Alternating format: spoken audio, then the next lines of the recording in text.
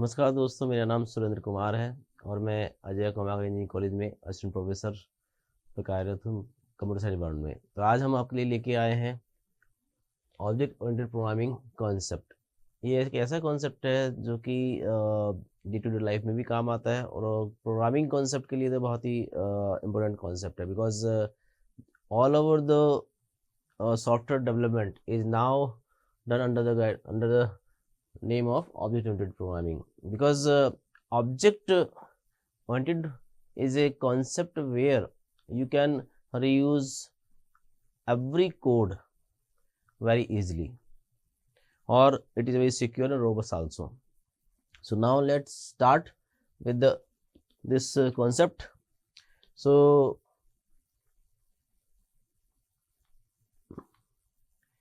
Java OOPS concept, because in fourth semester we have a topic, a subject OOPS with Java. So we are handling the OOPS with the help of programming language Java. So these are some content which we are going to discuss today. Class, object, inheritance, superclass, subclass, overriding, overloading, encapsulation, polymorphism, abstraction, interfaces, and abstract classes. These are basically features of object-oriented programming. So these features will be discussed here. If we talk about why OOPS, so why OOPS means we are talking about the benefit of the OOPS. So in generally, if you talk about the greater reliability, why it is reliable? Because it breaks complex software project into small parts. Next, it contains self-contained and modular objects. It is very good maintainability. Why? Because it's a modular objects, make locating bugs easier with less impact on the overall project. And it's a greater productivity through reuse and faster design and modeling. So this is the way why we use OOPS. Benefit of OOPS, that means multiple objects to be coexist without any interference, or you can say it is a very good concept. It contains very good concept of inheritance. That inheritance basically works elimination of redundant code and extend the use of existing classes. Why we call it inheritance? Because it takes concept from our family structure. As in family, we have different properties, and that property is divided to its children's. In this way, if one thing is already assigned in a class, then we can reuse that properties to its child class. Right? Again, next is build programs from existing working modules rather than having to start from scratches. So it is save development time and get higher productivity. One more thing, it is encapsulate. It support encapsulation. Why it is encapsulation? Because it helps building secure programs. Secure means one program is inside another program. So object-oriented system is basically work with multiple objects to coexist without any interference. It is easy to map. It is easy to partition into different products. And object-oriented system basically work with the easily upgraded version of the project, and message passing technique also used to communicate between object to make interface description with external systems much simpler. Now we come to the object-oriented programming concept in Java. So these are, it is a basically procedure language से इसको object oriented में convert करने का benefit ये रहा है कि we have different advantages over procedure language, because OOPS is faster to execute. It provides clear structure for the programs. It helps to keep Java code dry, don't repeat yourself, and make the code easier to maintain and debug. Right. So this is the structure of an object. We consider everything which is existing in this world in the form of object. Why it is object? Because every object have its data and functions. every entity which is existing in this world have its a property, that is data, और have its functionality, मतलब उसका existence बनता है तो कुछ ना कुछ उसको करना ही है. तो for what work it is exist in this world, that is called function. So in this way we can communicate object to object with the help of data and functions. These are the example of objects. You can say any car as object, you can say any boy as object, you can say any girl as object, you can say any clock, any triangle, any tree, any book, any whatever exists is an object. So you can say object with the same attribute and behavior is called class. If you are collecting the same attribute objects, then it is called as a class. So if you have different objects of persons, then its abstract form is person class, where attribute of the person is name, age and sex, and operation of the person is speak, listen and walk. In the same way, if we talk about the vehicle object, then different types of vehicles, a different name of vehicles are under the category of vehicle object, and its abstract form is vehicle class, which contains some attributes, name, model, car, color, functionality, features, and operations are start, stop and accelerate. Next is for polygon object, which may contain different number of lines, different angles they are connecting with the lines, that is called polygons, and its abstract class is polygon class, which contains some attribute like vertices, borders, colors, fill colors, and operations is to draw, erase, move, or area, perimeter, whatever function can be applied on this class. So object oriented concept basically comes from Simla and Smalltalk.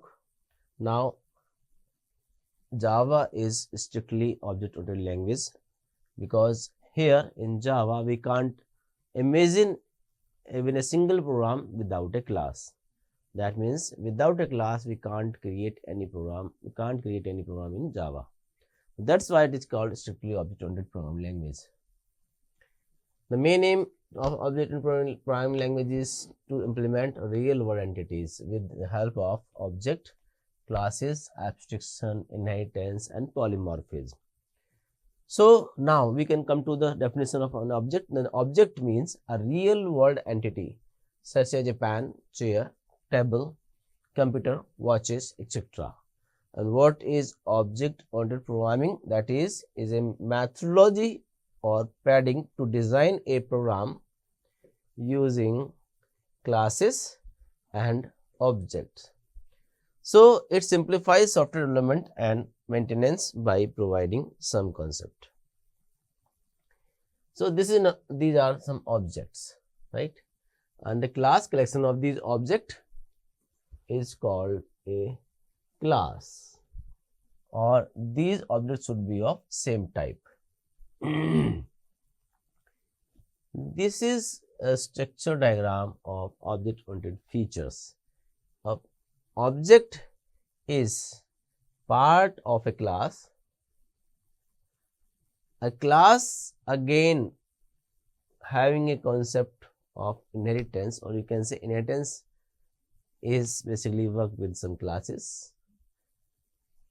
Polymorphism contains inheritance, class and object, where the polymorphism means many forms of anything, many forms of, right? So it basically a function can be used in different ways with having same name. Again, abstraction is basically to hide unnecessary details, just showing the required details, that is called abstraction. You not worry to the complexity of the program. And the next is encapsulation, which is bundle all the things in a single unit is called encapsulation. That means these all things are bundled into a class. That's why it is called encapsulation. So this is a general diagram of object-oriented programming structure or the object-oriented system, how the system works. Encapsulation in detail can be worked with binding or wrapping code and data together into a single unit are known as encapsulation. For example, a capsules it wrapped with different medicines. So in the same way, आप देख पाएंगे यहाँ पे capsule होता है, इसके अंदर combination of medicines को इंक्लूड किया जाता है. This is why it is called encapsulation. So a Java class is the example of encapsulation.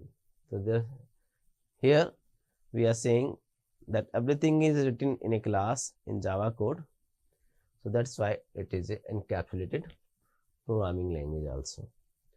Java Bean is the fully encapsulated class because all the data members are private here in Java Beans. But here we are talking not much about the Java Beans, we are talking about the Java introduction. If we talk about the abstraction, as I suggested earlier, the word hiding internal details and showing functionality only is known as abstraction. For example, phone calls, if we talk about the example of phone call, then you don't know the internet processing, कैसे data जा रहा है, कैसे data process हो रहा है, कैसे voice modulate होके आप तक पहुंच रही है. You don't worry about that. You just receive a call, speak on the call and listen from the call. You need not worry internal detail of how the data is flowing. So that is called abstraction. In Java, we use abstract class and interfaces to achieve this abstraction feature. So we have two kinds of attributes which can be achieved the abstraction with the help of interfaces and abstract class. These have some differences we will discuss in later. Next is polymorphism. As I told earlier, if one task is performed in different ways, it is known as polymorphism. For example, to convince the customer differently to draw something, for example, shape, triangle or rectangle, right? So if we are talking about the draw function, and this draw can be of different things, triangle, rectangle, lines, right?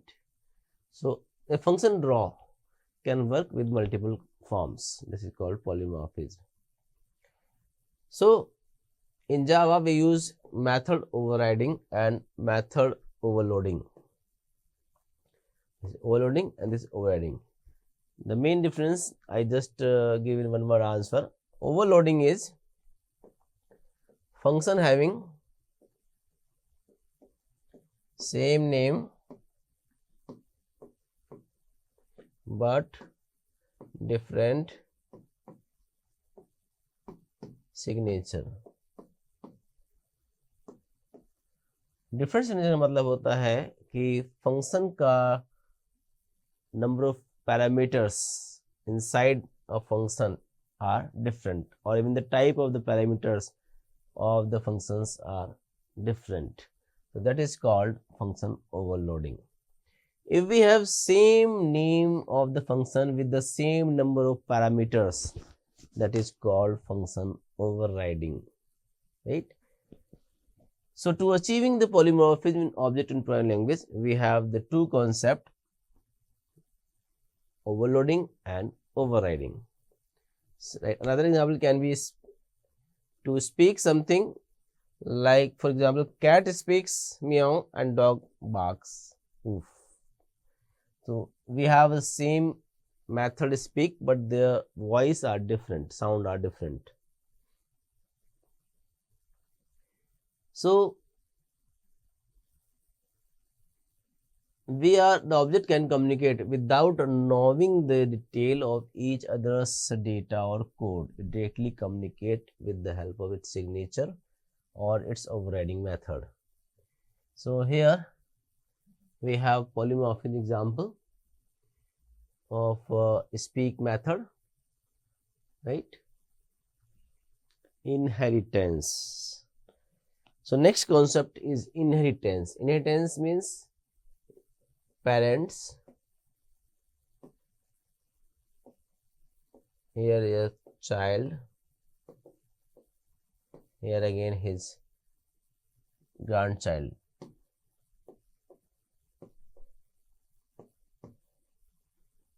So grandchild inherit property from its parent and this inherit property from his parent. In this manner, this grandchild need not to repeat the same thing for himself. He can use earlier created properties or functions from its parent class. So this is called inheritance. For example, if you have created any function in parent class, then you need not to create those functions again in the child class. Even you can change the functionality of the function according to their grandchild. That is called polymorphism. So in this way, when one object acquires all the properties and behavior of parent object, that is known as inheritance. It provides code reusability. It is used to achieve a runtime polymorphism. So inheritance is basically achieved with the help of runtime polymorphism. So this is the diagram of object-oriented programming features, that is encapsulation, data abstraction, single inheritance, polymorphism, persistence, delegation, genericity, and multiple inheritance. I would like to declare one thing, that Java does not support multiple inheritance. That's why it uses the concept of interfaces, right? So we will discuss in the next class about the multiple inheritance. So if we talk about all the features are in Java except multiple inheritance, right? So encapsulation, one thing is wrapped into in a single form. Abstraction, the hiding something, right? If we talk now, we talk about the structure of a class, how the class is declared. So we have a keyword name class, and the name of the class generally we start with capital letters. It is recommended, not compulsory. Then we can start braces and we give some attribute names, account name, account balance, some functions like withdrawal, deposit, determine balance. You may have a number of functions, number of parameters or number of attributes to your class, but this is the basic structure of creating a class. You can write a keyword class just showing that the class is declared, the name of the class, starting and ending braces. In between you have data members,